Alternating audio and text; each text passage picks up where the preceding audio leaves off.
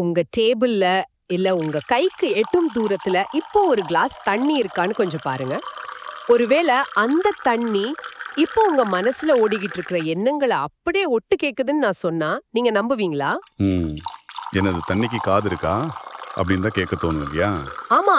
அதாவது நீங்க சந்தோஷமா இருக்கீங்களா இல்ல ஏதோ ஒரு எரிச்சல்ல இருக்கீங்களா அப்படிங்கறத அந்த தண்ணி உணர்ந்து அதுக்கேத்த மாதிரி தண்ணியே மாத்திக்குதுன்னு சொன்னா உங்களுக்கு என்ன தோணும்?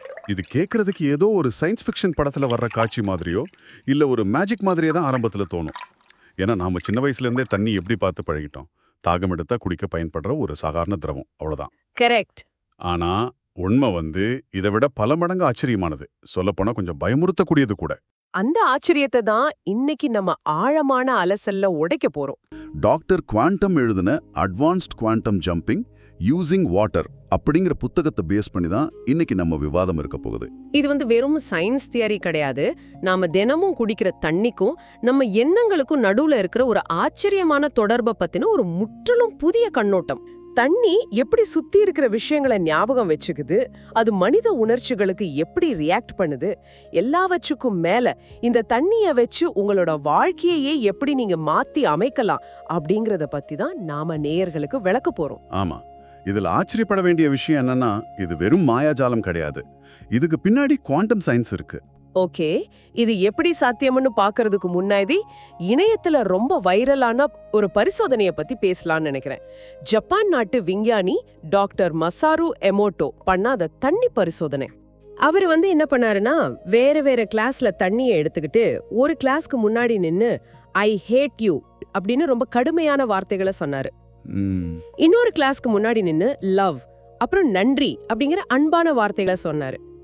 அதுக்கப்புறம் அந்த தண்ணிய உறைய வச்சு ஒரு மைக்ரோஸ்கோப் வழியா அந்த தண்ணியோட கிறிஸ்டல்ஸ ஆராய்ஞ்சாரு. வெறுப்பு காட்டின வார்த்தைகளை கேட்ட தண்ணியோட படிகங்கள் பாத்தீங்கன்னா சுத்தமா செதஞ்சு போய் பாக்குறதுக்கே ரொம்ப விகாரமான ஒரு அமைப்பு கொண்டிருந்துச்சு. ஆனா அன்பான வார்த்தைகளை கேட்ட தண்ணியோட படிகங்கள் நம்பவே முடியாத அளவுக்கு மிக அழகான சீரான வடிவியல் அமைப்புகளா மாறி இருந்துச்சு. ஒரு பனித்துளி எப்படி மிக நேர்த்தியா இருக்குமோ அப்படி மாறி இருந்துச்சு. இங்கதான் நம்ம கொஞ்சம் அறிவியல் பூர்வமா சிந்திக்கணும். குவாண்டம் இயற்பியல் அடிப்படையில இந்த பிரபஞ்சத்துல உள்ள எல்லாத்துக்கும் ஒரு அதிர்வெண் இருக்கு. வார்த்தைகளுக்கும் சரி, உணர்ச்சிகளுக்கும் சரி குறிப்பிட்ட அதிர்வுகள் இருக்கு. தண்ணி அந்த அதிர்வுகளை அப்படியே படம் பிடிக்கிற ஒரு மிகச்சிறந்த கேமரா மாதிரி செயல்படுது அப்படிங்கறதான் இந்த ஆதாரங்கள் ரொம்ப தெளிவா விளக்குது. ஒரு நிமிஷம் இருங்க, இது கொஞ்சம் ஓவரா தெரியலையா? அதாவது ஒரு கண்ணாடி கிளாஸ்ல இருக்கிற தண்ணிய பார்த்து நான் கத்துனா அது தன் வடிவத்தையே மாத்திக்குது அப்படிங்கறத ஏத்துக்கவே கொஞ்சம் கஷ்டமா இருக்கே. டாக்டர் எமோட்டோ இதுக்காக வேற ஏதாவது ஆதாரங்களை வச்சிருக்காரா? உங்க சந்தேகம் ரொம்ப நியாயமானது தான். அதனாலதான் அவர் இதை வெறும் வார்த்தைகளோட நிறுத்திக்கல. ஃபியூஜி வாரா அணை அப்படிங்கிற இடத்துல ஒரு மிகப்பெரிய பரிசோதனையை செஞ்சாரு. ஒரு புத்த மத துறவிய அந்த அணைக்கு கூட்டிட்டு நீரோட ஓரத்துல நின்னு 1 மணி நேரம் ஆழமா பிரார்த்தனை செய்ய வச்சாரு. அந்த பிரார்த்தனை தொடங்குறதுக்கு முன்னாடி அந்த அணையோட தண்ணியை எடுத்து மைக்ரோஸ்கோப்ல பார்த்தப்போ அது எந்த ஒரு குறிப்பிட்ட வடிவமும் இல்லாம ரொம்ப சீர்குழைஞ்ச நிலையில இருந்துச்சு. ஓகே. ஆனா அந்த 1 மணி நேரம் ஆழ்ந்த தியானத்துக்கும் பிரார்த்தனைக்கும் அப்புறம் அதே இடத்துல எடுக்கப்பட்ட நீரோட சாம்பிள் பாத்தீங்கன்னா மிக அழகான சமச்சீரான ஒளிரும் படிகமா மாறி இருந்துச்சு. அதாவது மனிதனுடைய மனக்குவிப்பு, அந்த ஃபோக்கஸ், நீரோட மூலக்கூறு அமைப்பையே மாற்றி இருக்குன்னு சொல்றீங்க? எக்ஸாக்ட்லி. இது மனித உணர்வுகளுக்கு மட்டும் இல்ல, இசைக்கும் தண்ணி எப்படி நடனமாடுது அப்படிங்கறதையும் அவர் பதிவு செஞ்சாரு. இசைக்கும் தண்ணிக்கும் சம்பந்தம் இருக்கா என்ன? ஆமா, மொசார்ட்டோட இனிமையான கிளாசிக்கல் இசை ஒலிக்க செஞ்சப்போ தண்ணி அழகான அறுகோண வடிவங்களை உருவாக்குச்சு. ஆனா அதே தண்ணிக்கு ரொம்ப கடுமையான ஹெவி மெட்டல் இசையை கேட்டப்போ அந்த அமைப்புகள் முற்றிலும் செதஞ்சு போச்சு. எனக்கு தோன்ற ஒரு ஒப்புமை என்னன்னா, அதாவது தண்ணி ஒரு வெற்றி USB டிரைவ் மாதிரி செயல்படுதா? கரெக்ட். அதாவது நாம காட்டுற உணர்ச்சிகள், பேசுற வார்த்தைகள், இசைக்கிற இசை எல்லாமே அதுல ஏற்றப்படுற டேட்டா போலவும் தண்ணி அந்த டேட்டாவை தன்னுள் பதிவு செஞ்சுக்குதா? அது ஒரு மிகச்சரியான ஒப்புமை. தண்ணிங்கிறது பிரபஞ்சத்தோட ஒரு ரெக்கார்டிங் கருவி. அந்த மெமரி கார்டு உதாரணத்தை நீங்க சொன்னதால இங்க நோபல் பரிசு வாங்கின விஞ்ஞானி லூக் மாண்டாக்னியர் பண்ண ஒரு வியட்டத்தக்க மின்காந்த பரிசோதனையை நாம நினைச்சு பார்க்கணும். லூக் மாண்டாக்னியர் இவர் HIV வைரஸை கண்டுபிடிச்சதுக்காக நோபல் பரிசு வாங்கினவர் தானே? அவரேதான். தண்ணி எப்படி நினைவாற்றலை கொண்டிருக்கு அப்படிங்கிறதுக்கு இதை விட சிறந்த அறிவியல் சான்று இருக்க முடியாது. அவர் என்ன பண்ணாருன்னா, வைரஸ் அப்புறம் பாக்டீரியாக்களோட DNAவை தண்ணியில கலந்தாரு. சரி. அதுக்கப்புறம் அந்த தண்ணிய பலமுறை நீர்த்து போக செஞ்சாரு. அதாவது டைல்யூஷன். ஒரு நிமிஷம், இது ஹோமியோபதி மருத்துவத்துல செய்வாங்களே அது போலவா? ஆமா, அதே கான்செப்ட் தான். அதாவது அந்த தண்ணியில அந்த டிஎன்ஏவோட ஒரு சிறு துளி கூட இல்லாத அளவுக்கு மீண்டும் மீண்டும் தண்ணிய சேர்த்து அதை கலக்குனாரு. அப்போ ஒரு கட்டத்துல அதுல அந்த டிஎன்ஏவோட ஒரு மூலக்கூறு கூட இருக்காது. வெறும் தண்ணி மட்டும்தானே மிஞ்சி இருக்கும். அங்கதான் அறிவியலோட உச்சக்கட்ட ஆச்சரியமே இருக்கு. பௌதீக ரீதியா பார்த்தா ஆமா, அதுல எந்த டிஎன்ஏவும் இல்ல, வெறும் தண்ணி மட்டுமே இருந்துச்சு. ஆனா அந்த தண்ணிய ஒரு மின்காந்த சென்சார் மூலமா ஆராய்ஞ்சப்போ அந்த தண்ணி அந்த டிஎன்ஏவோட மின்காந்த சமிக்கைகளை தொடர்ந்து வெளிப்படுத்திக்கிட்டே இருந்துச்சு.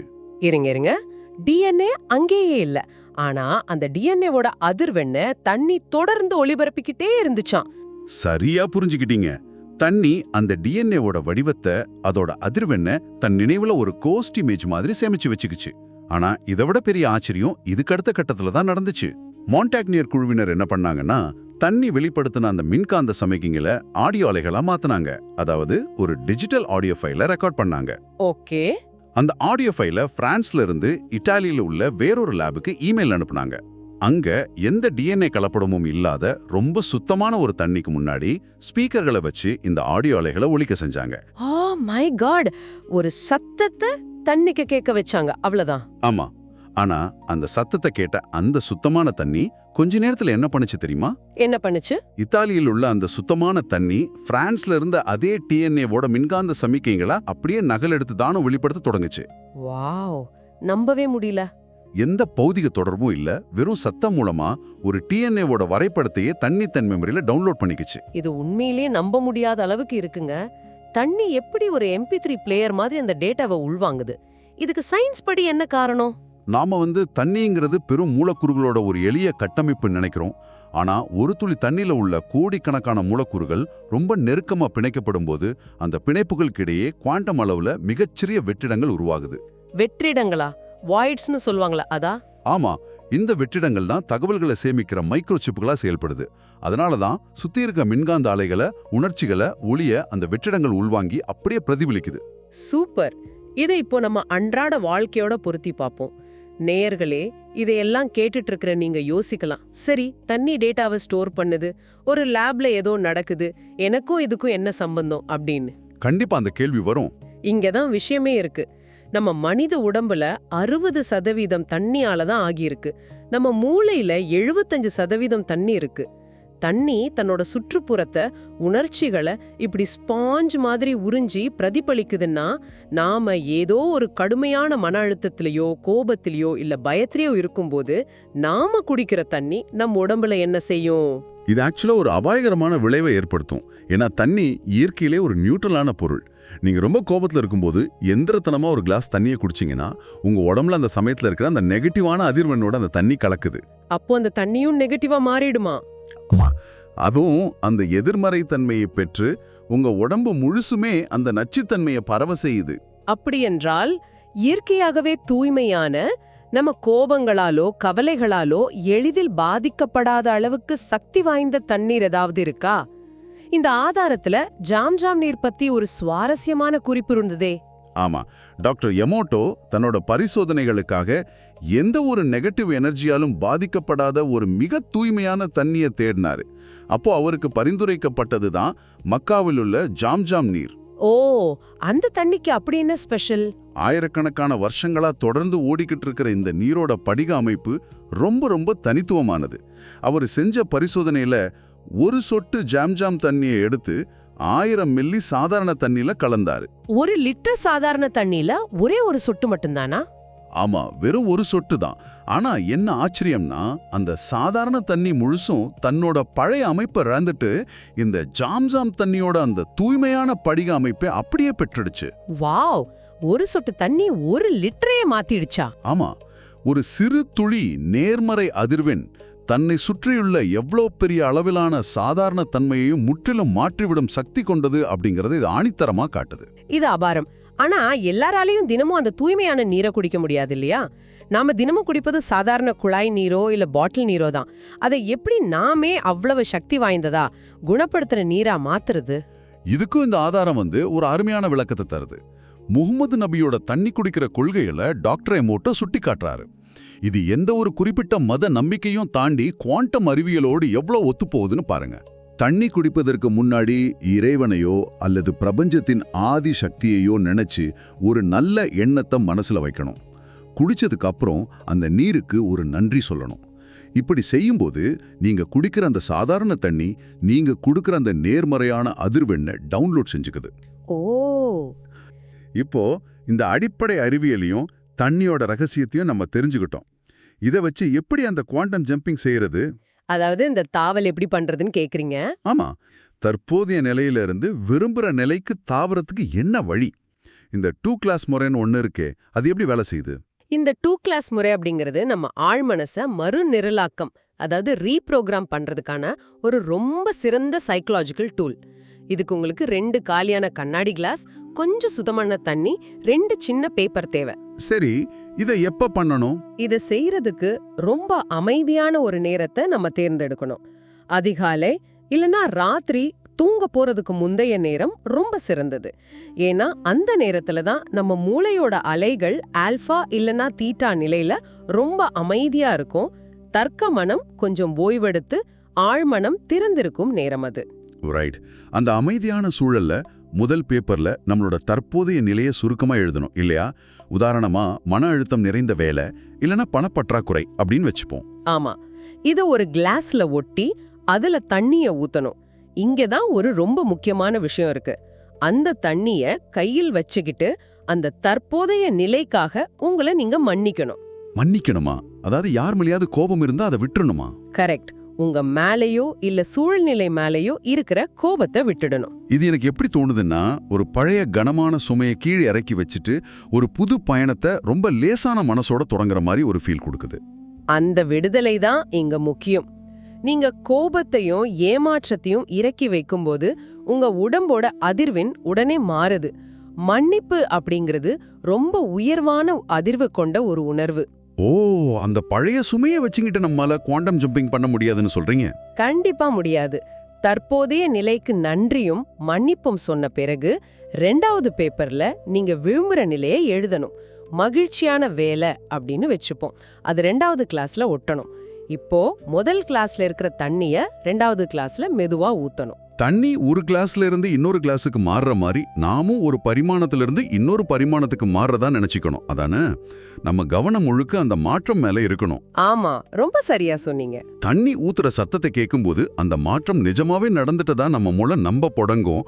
அப்புறம் அந்த தண்ணிய நம்ம ஆசை நிறைவேறுச்சு அப்படிங்கிற முழு நம்பிக்கையோட குடிக்கணும். கரெக்ட். தண்ணி உங்க உடம்புக்குள்ள போறத உணர்ந்து அந்த புது அதிர்வுக்கு நன்றி சொல்லணும். இது வெறும் தண்ணிய ஊத்துற செயல் கிடையாது. நம்ம மனசோட தடைய உடைக்கிற ஒரு விழிப்புணர்வு பயிற்சி. இது கேட்கறதுக்கே ரொம்ப பாசிட்டிவா இருக்கு. இதத்தான் குவாண்டம் இயற்பியல்ல டபுள் ஸ்லிட் எக்ஸ்பெரிமெண்ட் அப்படிங்கிற ஒரு புகழ்பெற்ற சோதனையோட ஒப்பிட்டு பார்க்கலாம். இதை நான் ரொம்ப சிம்பிளா சொல்றேன். ஒரு சின்ன துகளை நம்ம கருவியால சுடும்போது அது அலை மாதிரி செயல்படுது. அதாவது பல சாத்தியக்கூறுகள்ல பரவுது. ஆனா அது ஒரு பார்வையாளர் உற்று நோக்கும்போது அது ஒரு குறிப்பிட்ட இடத்துல ஒரு திடமான துகளா மாறிடுது. எப்படி சொல்றது? பாக்குறவங்களோட எண்ணம் அந்த துகளை மாத்துதுங்கிறீங்களா? கரெக்ட். ஒரு பார்வையாளரோட கவனமும் எண்ணமும் தான் அந்த துகளோட யதார்த்தத்தையே தீர்மானிக்குது. அதே மாதிரி தான் உங்க வாழ்க்கையில பல சாத்தியக்கூறுகள் அலை மாதிரி பரவி கிடக்குது. நீங்க அந்த தண்ணிய ஊற்றி உங்க முழு கவனத்தையும் அந்த புது இலக்கின் மேல வைக்கும்போது நீங்க அந்த யதார்த்தத்தை உற்று நோக்கும் பார்வையாளரா மாறுறீங்க. வாவ், நம்ம எண்ணம் அந்த புது நிஜத்தை உறுதி செய்து. ரொம்ப நல்லா சொன்னீங்க. அதே மாதிரி 1 கிளாஸ் முறைன்னு ஒன்னு இருக்கே, அது எப்ப யூஸ் பண்ணலாம்? இது எப்போனா நம்மள சுத்தி இருக்கிற சூழ்நிலைகளையோ இல்ல மத்தவங்களுடனான உறவையோ குணப்படுத்த நம்ம இதை பயன்படுத்தலாம். ஒருத்தரோட உடல் நலம் சரியாகணும்னோ இல்ல ஒரு நல்ல உறவு வரணும்னோ நீங்க நினைச்சா இந்த முறையை ஃபாலோ பண்ணலாம். இது எப்படி பண்றது? இதுல ஒரே ஒரு பேப்பர்ல நீங்க விரும்புற நிலையை எழுதி அதுக்கு மேல தண்ணி இருக்கிற ஒரு கிளாஸ வைக்கணும். உங்க கைகளை நல்லா தேய்ச்சு வெப்பத்தை உருவாக்கி அந்த கிளாஸ 2 கையாலையும் பிடிச்சுக்கிட்டு உங்க பாசிட்டிவான ஆற்றலையும் எண்ணங்களையும் அந்த தண்ணிக்குள்ள செலுத்தணும். ஓ, அப்போ நம்ம உள்ளங்கையில இருக்கிற அந்த ஆற்றலை தண்ணிக்குள்ள அனுப்புறோம். ஆமா, அப்புறம் அந்த தண்ணிய குடிக்கணும். இது நம்மளோட உள் ஆற்றலை தண்ணி மூலமா கடத்துற ஒரு அற்புதமான வழி. ஆனா பாத்தீங்கன்னா, இதையெல்லாம் கேட்கும்போது நம்ம நேயர்களுக்கு ஒரு இயற்கையான சந்தேகம் வரலாம். இதை நாம தெளிவுபடுத்த வேண்டியது ரொம்ப முக்கியம். இது என்ன மாயாஜாலமா? ராத்திரி ஒரு கிளாஸ் தண்ணியை குடிச்சிட்டு தூங்குனா காலையில எழுந்ததும் பக்கத்துல பணப்பெட்டி இருக்குமா? கண்டிப்பா அப்படி எதுவும் கிடக்காது. அதாவது எந்த முயற்சியும் இல்லாம ஒரே ராத்திரியில நாம கோடீஸ்வரன் ஆயிட முடியுமா? இத நாம மேஜிக்னு தப்பா புரிஞ்சுக்க கூடாது, சரியா? 100க்கு 100 சரி. இது ஹாரி பாட்டர் படத்துல வர்ற மேஜிக் மந்திரமோ இல்ல எந்த ஒரு குறுக்கு வழியும் கிடையாது. இத நாம ரொம்ப தெளிவா புரிஞ்சுக்கணும். இது முழுக்க முழுக்க மனதளவிலே ஏற்படுற ஒரு மாற்றம். அப்போ செயல்பாடு முக்கியம்னு சொல்றீங்க? கண்டிப்பா. நீங்க விரும்பினதை கேட்கும்போது அதுக்கான வேலைகளை செய்யாம உழைக்காம சும்மா உட்கார்ந்திருந்தா எதுவும் நடக்க போறதில்ல. இது அறிவியலுக்கே முரணானது. அப்படியானால் இது நிஜ வாழ்க்கையில எப்படி வேலை செய்யும்? ஒருவேளை நான் ஒரு கடினமான எக்ஸாம்ல பாஸ் ஆகணும், இல்லனா உடல் எடையை குறைக்கணும்னு இந்த 2 கிளாஸ் முறையை பண்றேன்னு வச்சுப்போம். அடுத்து என்ன நடக்கும்? நீங்க இந்த முறைய ஆழமான நம்பிக்கையோட செய்யும்போது அது உங்க மூளையில இருக்கிற நரம்பியல் பாதைகளை, அதாவது நியூரல் பாத்வேஸ மாத்தி அமைக்குது. உங்க ஆழ் மனச சரியான திசையில திருப்புது. நீங்க உடல் எடை குறையணும்னு உண்மையான எண்ணத்தோட தண்ணிய குடிக்கும்போது உங்க உடம்போட செல்களும் மூளையும் அந்த அதிர்வெண்ணுக்கு மாறுது. அதன் பிறகு என்ன நடக்கும் தெரியுமா? என்ன நடக்கும்? காலையில எழுந்து உடற்பயிற்சி செய்ய உங்களுக்குள்ள இயற்கையாவே ஒரு உந்துதல் பிறக்கும். முன்னாடி மாதிரி டயர்டா ஃபீல் பண்ண மாட்டீங்க. ஜங்க் ஃபுட்டை பார்க்கும்போது உங்க மனம் அதை தானாவே தவிர்க்கும். நீங்க எதை அடைய விரும்புறீங்களோ அதுக்கான செயல்களை நீங்களே முழு ஈடுபாட்டோட செய்ய ஆரம்பிப்பீங்க. ஆஹா, அப்படி என்றால் இது நம்ம ஆற்றலை ஒருமுகப்படுத்துற ஒரு டூல். தண்ணி, பிரபஞ்சம், நம்ம எண்ணங்கள், இது 3 சேர்ந்து நம்மள ஒரு சரியான செயல் செய்ய வைக்குது. என்னால முடியுமா அப்படிங்கிற அந்த சுய சந்தேகம், அதாவது செல்ஃப் டவுட் தான் மனிதனோட மிகப்பெரிய எதிரி. கரெக்ட். அந்த தடைய உரைச்சு நான் இதுக்கு தகுதியானவன் அப்படிங்கிற நம்பிக்கை இது நமக்கு தருது. அதுதான் இதோட உண்மையான பலன். ரொம்ப அருமையா சொன்னீங்க. குவாண்டம் ஜம்பிங் அப்படிங்கிறது நீங்க விரும்புற உங்களோட சிறந்த வெர்ஷனா மாறுறதுக்கான ஒரு மனப்பயிற்சி. உங்க செயல்களை பிரபஞ்சத்தோட ஆற்றலோட இணைக்கிற ஒரு பாலம்னு சொல்லலாம். உங்க எண்ணங்கள் செயல்களா மாறும்போதே அந்த தாவல் முழுமையடையுது. நாம இந்த விவாதத்தோட நிறைவு பகுதிக்கு வந்துட்டோம். இந்த தேடல் தண்ணிய பத்தி நான் இதுவரைக்கும் வச்சிருந்த பார்வையே முற்றிலுமா மாத்திடுச்சு.